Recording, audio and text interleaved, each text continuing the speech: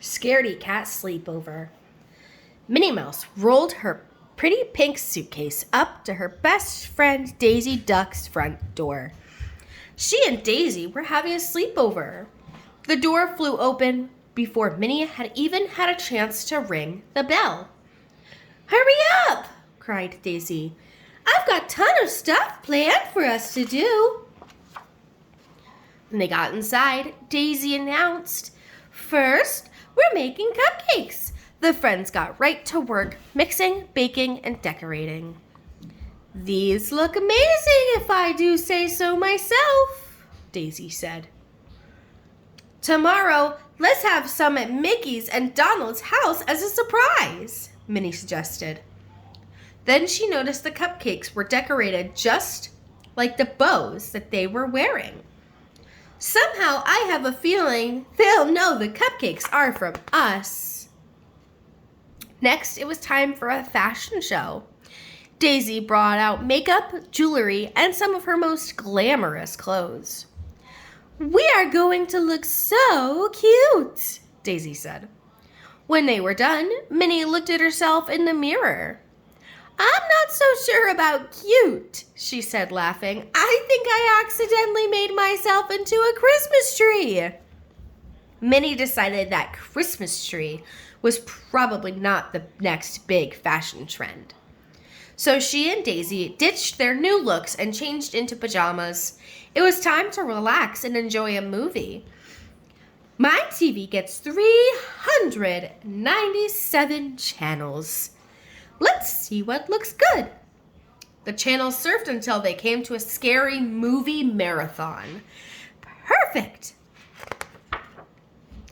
A movie called The Invisible Monster with 10-foot Claws was just beginning. Minnie and Daisy watched as an actress entered a spooky mansion. The door slammed behind her with a bang. "Eek!" Minnie and Daisy jumped. "You'll never get me, monster!" the actress cried. But soon she heard the scratch, scratch, scratch of the monster moving towards her. The monster chased the actress all over the house.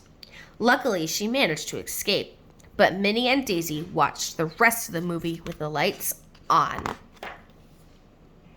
When the movie was over, the friends got ready for bed. Minnie tried not to jump every time she heard a strange sound. Daisy tried to ignore the creepy shadows on the wall. Soon they got into bed and wished each other sweet dreams. But an hour later, they were still awake. "That movie scared me," Minnie finally admitted. "Somehow an invisible monster is even worse than one you can see. Just imagining what it might look like gave me goosebumps." "I got goosebumps too," replied Daisy. She tried to cheer up her friend by making a joke. "Especially when that girl wore that ugly sweater with mustard yellow sparkles. I've never seen anything so frightening." Minnie suggested they drink some more milk to make themselves sleepy.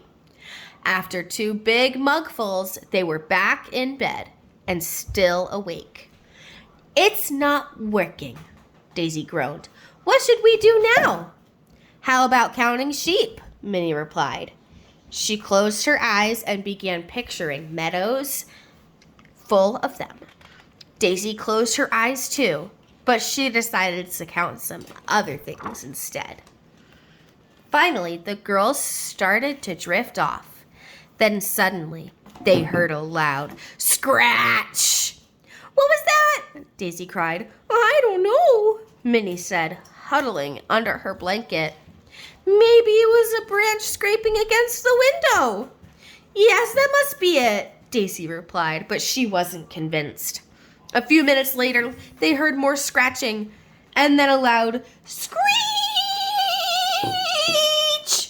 "Ah!" yelled the girls. "What if that's the invisible monster with 10-foot claws?" asked Daisy. Minnie took a deep breath. "Let's try and stay calm. I'm sure whatever's making those noises is perfectly harmless. There's only one way to find out." "What's that?" asked Daisy. "We have to be like the girls in the movie and investigate." Okay, but I'm not dressing like her. So the pair tiptoed towards the sound of the scratching. It seemed to be coming from outside the front door. Let's peek out the window. Maybe we can see something. Minnie pulled aside the curtain and let out a gasp. What is it? Asked Daisy. Kittens! Cried Minnie. She quickly threw open the door and brought them inside. Poor things, do you think they're lost? Daisy asked. Maybe. We'll ask around the neighborhood tomorrow and see if they belong to anyone. In the meantime, I'll make up a spare bed, said Daisy. What spare bed? Daisy grabbed her laundry basket.